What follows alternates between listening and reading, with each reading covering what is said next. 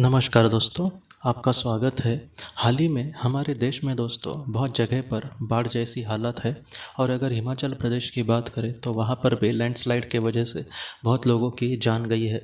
तो इसके बारे में बहुत सारे लोग मुझे ऐसे ही सवाल पूछते हैं कि ऐसी जो प्राकृतिक आपदाएं हैं वो सारी जो बातें हैं क्या पहले से तय होती है।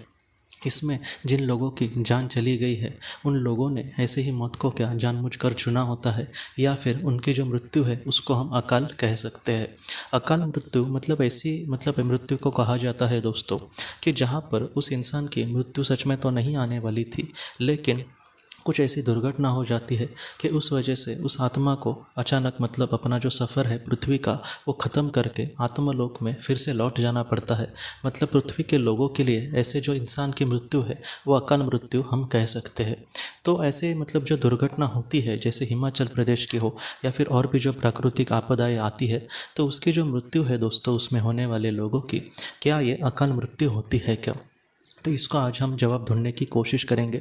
तो जितनी बातें अब तक मुझे दोस्तों आत्मलोक के बारे में और आत्मा के बारे में पता चली है, तो उससे मुझे यति एक ही कहीं ना कहीं उसके बाद पता चलती है कि ऐसी जो प्राकृतिक आपदाएं हो तो ऐसी जो मृत्यु होगी इंसान की तो उसको अकाली मृत्यु हम नहीं कह सकते दोस्तों।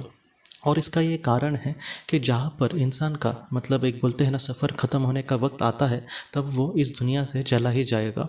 अगर हम डॉक्टर ब्रायन विस जी की बात करें तो उन्होंने कुछ इस तरीके से बातें कही है दोस्तों कि जहाँ पर किसी एक इंसान की समझो मृत्यु हो गई है ऐसी प्राकृतिक आपदा हो या फिर दूसरे किसी कारण से, तो क्या होगा अगर वो प्राकृतिक आपदा भी उसके सामने ना आए, फिर भी हो सकता है कि उसका किसी दुर्घटना में वो इस दुनिया से चला जाए, या फिर हो सकता है कि उसको हार्ट अटैक या फिर दूसरी भी कोई चीज़ के वजह से वो इस दुनिया से चला जाए। दोस्तों हम इससे ये समझ पा सकते हैं कि ऐसी जो चीज़ें हैं वो कहीं ना कहीं होकर ही रहेगी। जहाँ तक हमने जीवन का चयन किया है किसी इंसान ने, तो उसका जो वक्त है वो ख़त्म होने के बाद पृथ्वी का वो इस दुनिया से चला ही जाएगा। कुछ ना कुछ होगा और वो उस तरीके से चला जाएगा दोस्तों। यहाँ पर कहीं ना कहीं इंसान भी आज कुदरत के साथ बहुत ज़्यादा खेल रहा है। जैसे मैं आपको सच बोलूँ तो बहुत ऐसी जगह पर बोलते हैं ना प्लांट्स वगैरह ऐसे मिट्टी के या फिर इमारत वगैरह बनाई जाती है कि जिस वजह से आज हम नेचर को बहुत ही ज़्यादा कहीं ना कहीं उसका गलत इस्तेमाल कर रहे हैं, या फिर इसका जो बुरा परिणाम है दोस्तों वो नेचर पर हो रहा है। तो इसलिए भी ऐसी ज़्यादातर प्राकृतिक आपदाएँ आती है।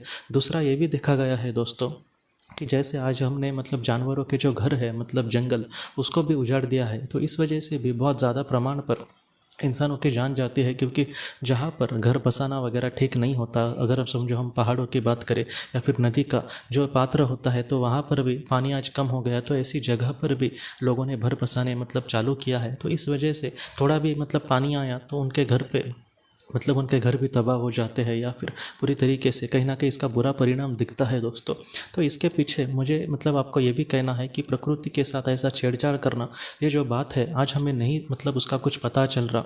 मैं जहाँ पर दोस्तों जिस ज़िले में रहता हूँ, हमारे ज़िले को जोड़कर जो दूसरा ज़िला है वहाँ पर गए साल बहुत ही ज़्यादा ऐसी ही बारिश के वजह से बहुत ज़्यादा बाढ़ आई थी।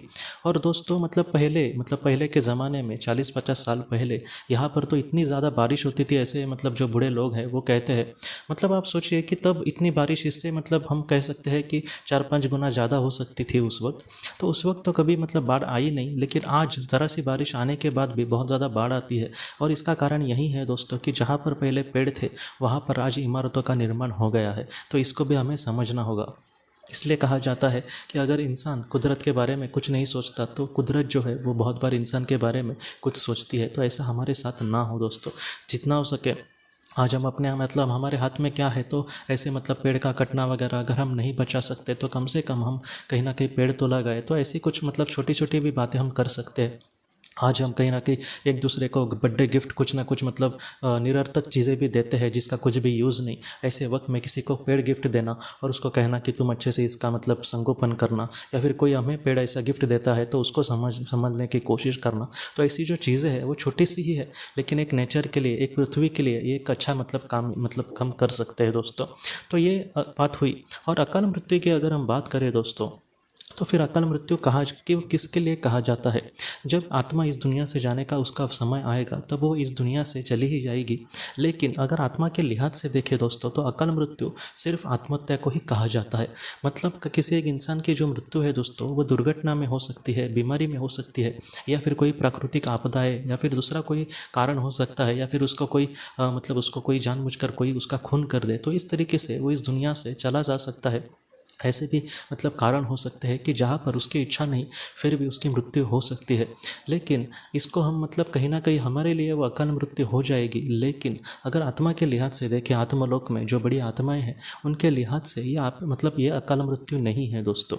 उनको पता होता है कि इस आत्मा ने उतना ही जीवन जहन किया था और इसके पीछे ज़रूर कुछ ना कुछ कारण रहेगा उस आत्मा का, ये उनको चीज़ें पता होती है। इसलिए उनके लिहाज से वो इसे अकाल मृत्यु नहीं कहते। जो आत्महत्या है दोस्तों, उसको ही वो लोग अकाल मृत्यु कहेंगे। और इसके पीछे एक कारण होता है कि जैसे मैंने अपने जीवन में बहुत ही ज़्यादा संघर्षमय जीवन का चयन किया और मेरी आत्मा यही चाहेगी कि उस संघर्ष का मैं बहुत ही अच्छे से सामना करूँ, और धीरे धीरे वो जो संघर्ष है वो मुझे समझो मतलब उसका सामना करना अच्छे से आया नहीं, और मैंने एक बहुत ही बुरा डिसीजन लिया कि मैं इस दुनिया से चला जाऊँ। तो ऐसे वक्त में मैंने जो भी संघर्ष का चयन किया था वो चीज़ें अभी अधूरी है, इसलिए मतलब उसको अकाल मृत्यु कहा जाएगा कि मैं अपने वक्त के पहले ही मैंने मौत का कहीं ना कहीं दामन थाम लिया। इसलिए क्या होगा कि फिर से मुझे समझा कर दोस्तों बहुत ही जल्दी जन्म लेकर उस उद्देश्य को पूरा करने के लिए कहा जाएगा जो उद्देश्य अधूरा रहा है।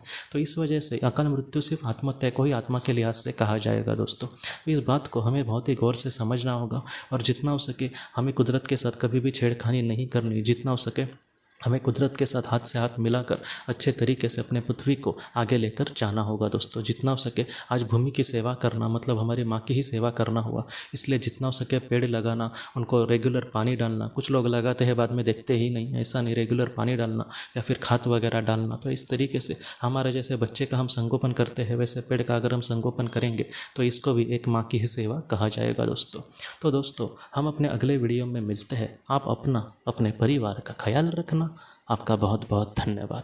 ज़िंदगी की रोशनी ये एक कंसल्टेंसी है जो ऐसे लोगों को मदद करने की कोशिश करती है जिन्होंने किसी अपने को खोया है, या फिर जो लोग अपने जीवन में बहुत ही ज़्यादा दुखी है। जो लोग इस संस्था के साथ जुड़ते हैं उन्हें पास्ट लाइफ रिग्रेशन की ऑडियोज़ भेजी जाएगी, जिससे घर बैठे वह पास्ट लाइफ रिग्रेशन का अभ्यास कर सकते हैं। और उन्हें 5 मेडिटेशन ध्यान की भी ऑडियोज़ भेजी जाएगी, और इसके साथ साथ उन्हें PDF किताबें भेजी जाएंगी जो हिंदी और अंग्रेज़ी में है, जो मोबाइल पर या फिर लैपटॉप पर आप उसे पढ़ सकते हैं। और 10 ऑडियो बुक्स भी आपको भेजी जाएंगी। तो दोस्तों अगर आप इस संस्था के साथ जुड़ना चाहते हैं तो कृपया इस नंबर पे व्हाट्सएप मैसेज करें। आपका बहुत बहुत धन्यवाद।